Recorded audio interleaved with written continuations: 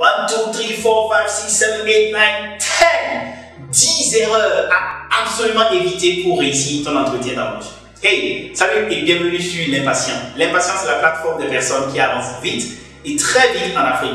Aujourd'hui, je veux partager avec toi les 10 erreurs à absolument éviter pour réussir ton entretien d'embauche.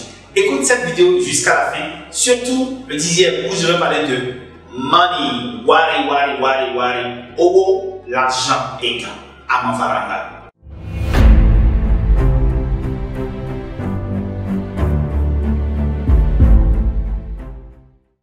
Erreur numéro 1, venir en retard. Ceci va s'assentir.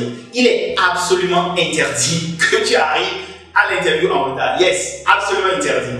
Et pour ça, il faut que tu cherches où est l'endroit, si c'est un endroit physique, où va se passer l'entretien. Et également, te déplacer à temps pour arriver dans le temps, donc quitter la maison plus tôt.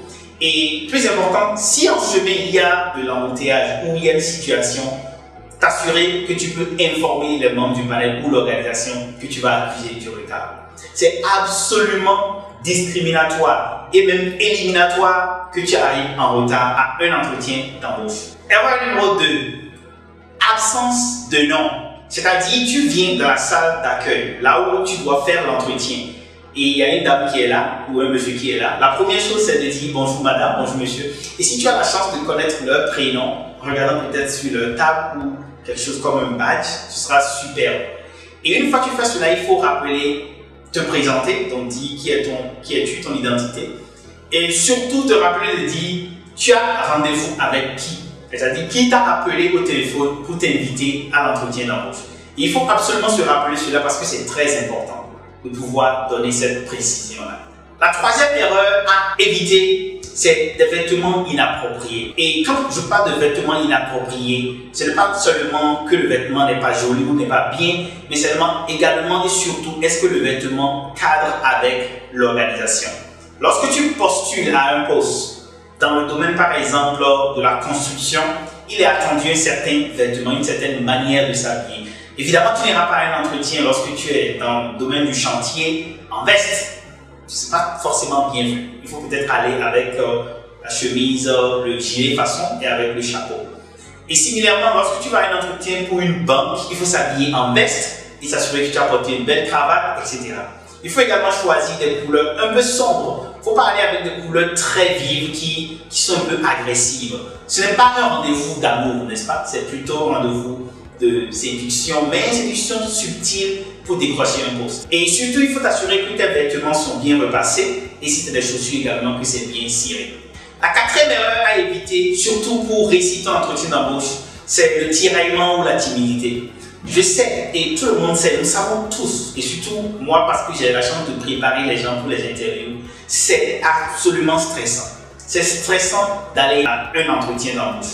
C'est stressant parce que l'entretien d'embauche ne s'obtient pas tout le temps et tous les jours. Ce n'est pas tous les jours que vous êtes invité pour une interview. Et lorsque donc tu es invité, ceci est un moment extrêmement important. Et parlant de cela, il ne faut pas rater ces interviews, c'est une erreur en fait. Si tu as envie de te faire accompagner pour réussir ton interview, regarde en commentaire, j'ai mis 2 liens qui peuvent t'intéresser. L'un sur notre cours de haut niveau, Réussir mon interview internationale, et le deuxième sur rejoindre le club privé des interviews d'élite, le CIE, le club d'interview d'élite, le CIE.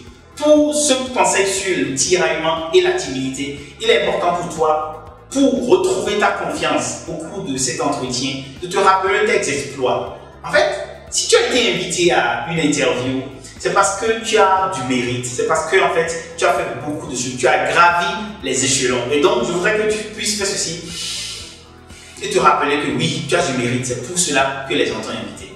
La 5e erreur à absolument éviter, c'est l'alcool, le chewing-gum ou la fumée.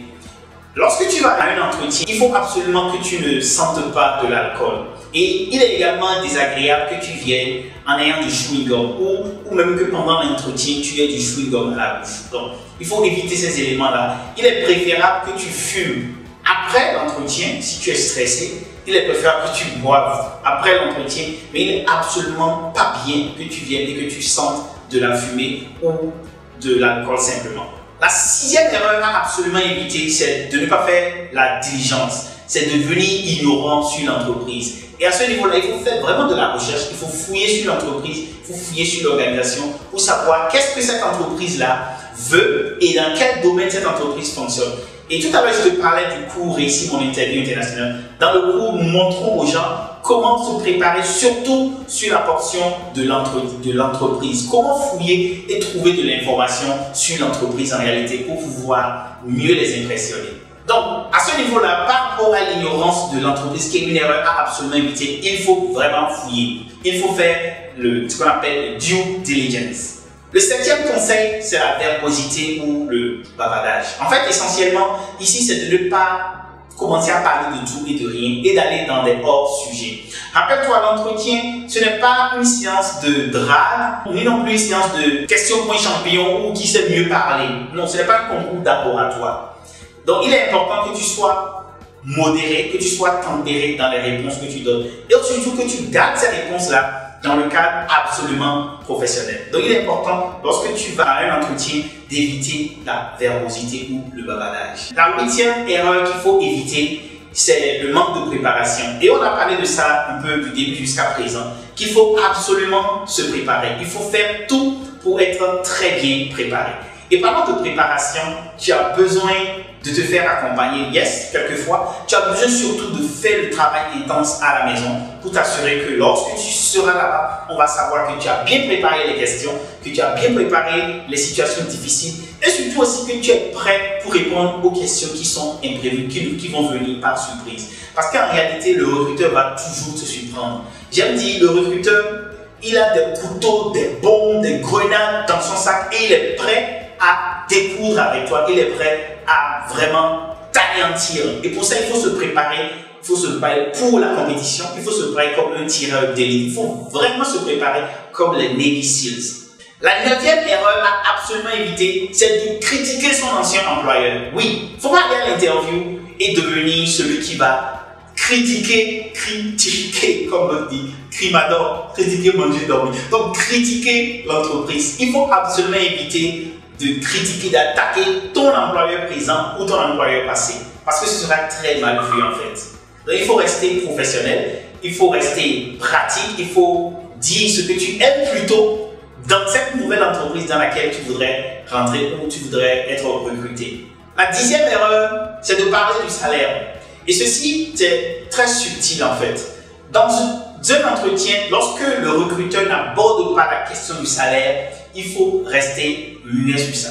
Il ne faut pas aller et commencer à demander comment vous voulez me payer, qu'est-ce que vous avez prévu pour le poste, etc. Ce ne sera pas bien vu.